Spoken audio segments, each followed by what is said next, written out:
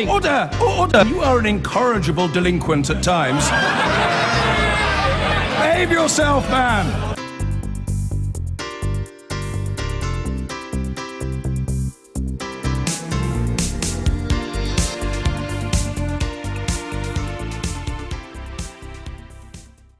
Now, the new ITV drama, Jekyll and Hyde, came under fire this week after viewers called it too scary to be broadcast before the evening watershed.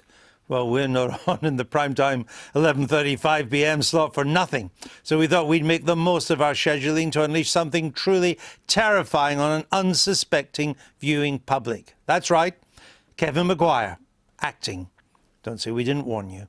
We sent the Mirror journalist down to the London dungeon on the South Bank. This is his split personality roundup of the week.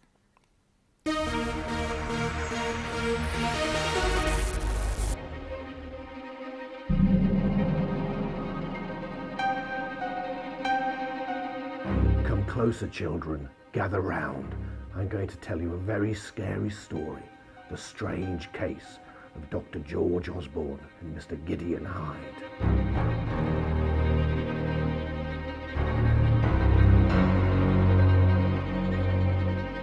By day, Dr. Osborne likes to show his respectable side as a blue blood championing blue-collar Britons.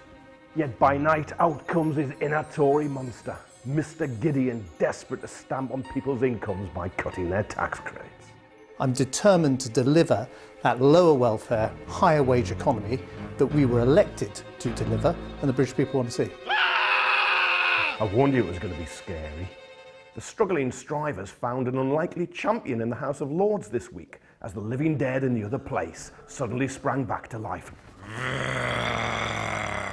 So Osborne was shocked into an embarrassing retreat on Monday night when peers voted to delay tax credit cuts and compensate the impoverished millions. But Conservative MPs, not me, say they did not have the information they needed when they voted for the cuts. I hear that many of them are now livid about this. The point is that this was a budgetary matter, and budgetary matters are the prerogative of the elected House. Mr. Cameron, who deliberately misled the British public. And the British public would regard what he said now as a lie to win a general election. It's not a constitutional crisis. That's a fig leaf, possibly disguising tensions in the Commons between members of the government. There are even more cobwebs in here than in the House of Lords.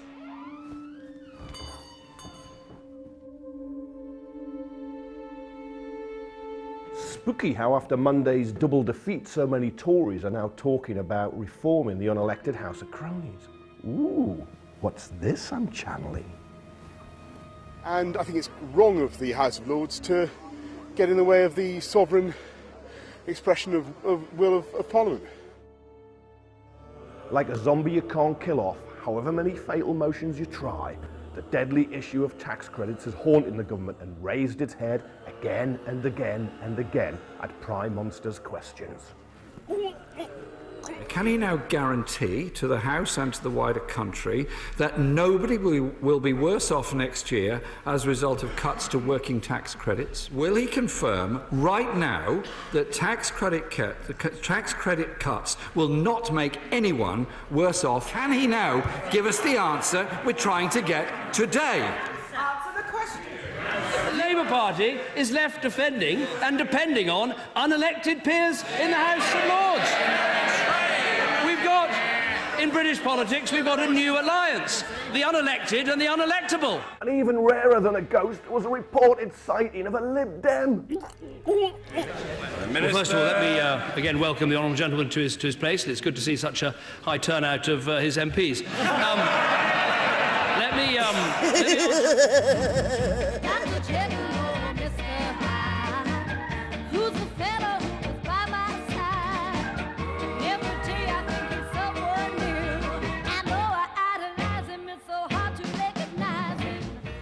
When it comes to Europe, Britain's big political parties have always been split down the middle. David Cameron's officially supposed to be neutral while he does the renegotiations, yet the Prime Minister flew to Iceland to attack the Eurosceptic case, though we're told he'll also have a go at the pro-EU camp if he feels it's overstepping a mark. talk about split personalities. If we don't get what we need, I rule absolutely nothing out. But as we go through this debate, let's make sure we don't start looking at options that aren't attractive. The court of public opinion long ago judged Tony Blair guilty on Iraq, yet however tortured he looks, the spectre of wars past has remained pretty unrepentant in public. But with the Chilcot report looming, Blair used an interview at the weekend to apologise for mistakes made and admitted there were elements of truth in claims that the war contributed to the rise of the Islamic State beast. Of course, you can't say that those of us who removed Saddam in 2003 bear no responsibility for the situation in 2015.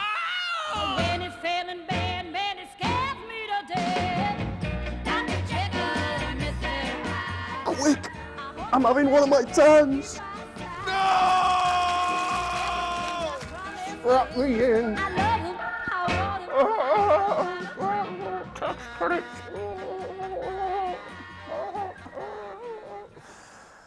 Don't give up the day job. From the London dungeon on South Bank to our own little house of horrors here in the heart of Westminster, we're joined by a man who, among other claims to fame, once played a ghost in a Pakistani soap opera. Yes, it's the SNP, former First Minister, now MP in Westminster, Alex Salmond. Welcome back. Are the Lords right to defy the Commons on this subject? Yeah. Because? Well, because if it was a tax, it would have been in the finance bill. It wasn't a tax within the rights. You use whatever powers you have. And if you get something like this, if you're going to defy the government on an economic matter and you have to have ground to choose, I mean, the House of Lords being able to present themselves as the defender of the working classes, what could be better? How inept of the government. And of course, to get into this situation. Yes, and I think that's probably the biggest effect of this, given that the measure is now going to be changed. I think the undermining of the Chancellor's reputation for competence, the government's reputation for economic credibility is probably the biggest long-term effect. I mean, it was tactically quite stupid, I would suggest, to try to position the Conservatives as the party of the workers, which was what we got in the run-up to the Tory conference. We're now the party of the workers. We're going to park our tanks on Labour's lawn and have £4.5 billion worth of these tax credit cuts coming down the pike. Well, you would have to go back to Julia Hartley-Brewer's argument of a moment ago to amplify that a bit. You know, that there's a broader consideration here than just the people who are receiving tax credits. There's also people who are paying taxes who are fairly poor, and that there's the wish to push up the wages and so on. But could I just agree with the first part of what Alex said? The whole reason this statutory instrument was considered by the House of Lords was, surprise, surprise, that in legislation it is specified that this statutory instrument has to pass both houses of Parliament. And why? Because it's a statutory instrument under a piece of social security legislation. And the trick was that if you put that through the House of Commons, because it's unamendable, the House of Commons would probably not wish to wield the sledgehammer and vote it all down. But of course, when you get to the House of Lords, if you're offering them something which requires their approval, they're just as likely to disapprove it. But as I said before, and I just want to make the point again, I think they've saved George's bacon. Because he's not going to be saddled with. But can I just make one other point? I think there's a forbidden term. I think there's a slightly naive point here that I think very often politicians push something out and see at what point it's snapped again. So at what point the resistance comes, and then they withdraw it. Very often that's the only way you can really gauge what you can get away with in politics. And many people have done this in the past, and it isn't a misjudgment. It's the way things go. Should have the Lords now got a taste of blood? I mean, they've already rebelled, I think, about 19 times against the government in recent times. This may give them, they may get the habit of this. They may rather like it. They have rather made the habit. I thought, actually, when you said my moment for the week, it was, you know, the defeat on the tax credit. But actually, it was a double victory, because if we're going to finally talk about reforming the House of Lords yet again, this may be a tiny opportunity. But it is a tiny, isn't it? It's not on the agenda. Let me just say that it's crazy. We've got, do you know, in looking it up today, we have 850 peers. It's the second largest parliamentary legislative after the Chinese after the Chinese. And if you look at those parliamentary chambers that have non-elected, either directly or indirectly, we're in the bottom 10%. May I say to you, Jeremy Corbyn, promise me you'll never go there. He promised you. No, I say, Jeremy Corbyn, question. Promise me you'll never go there. To where? The House of Lords. Oh, no, I won't. Absolutely. Promise? OK. I can give that assurance as well. Well, that's also the SNP. But let me ask you, do you really... I mean, that's what George It's the Chinese People's Assembly, right. Loves the Chinese People's Assembly. OK, all right. Well, let's get... So let's reform it. This isn't really everyone thinks it should be reformed, but this won't be an opportunity to do so, will it? Well, I would say if you were going for the Lords, as some of the Tory backbenches have been doing over the last few days, offer their heads, a revolutionary talk from the Tory backbenches, then I don't necessarily think this is the issue in which you would choose to decapitate the House of Lords.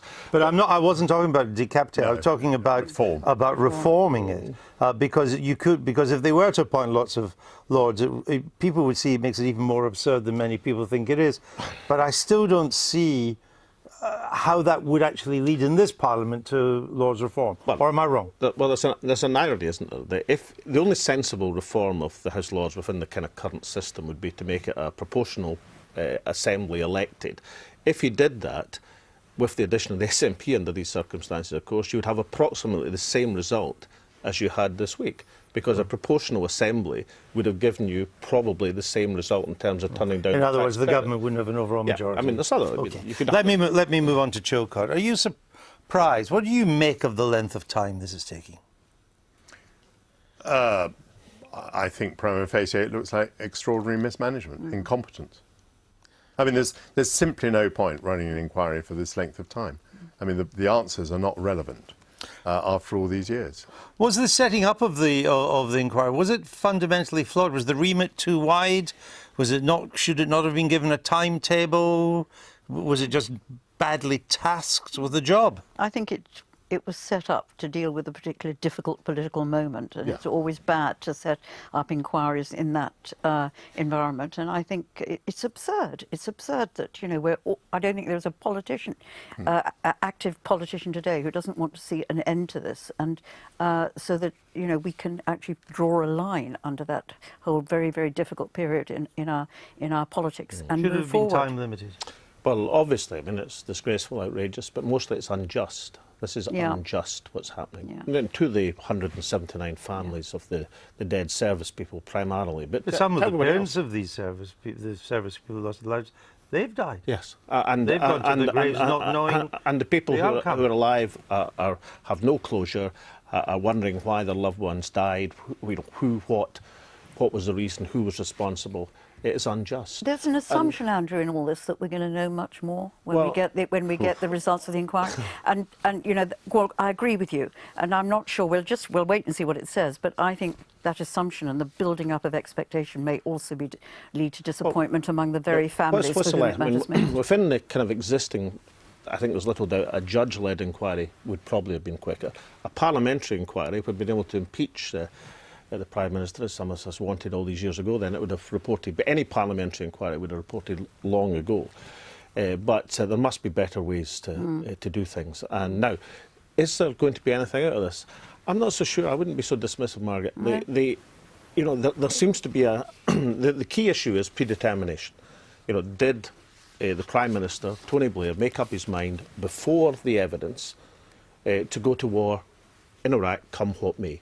And there's pretty substantial information, both from the former British ambassador in Washington and more recently from the Cohen-Powell emails, that was the case.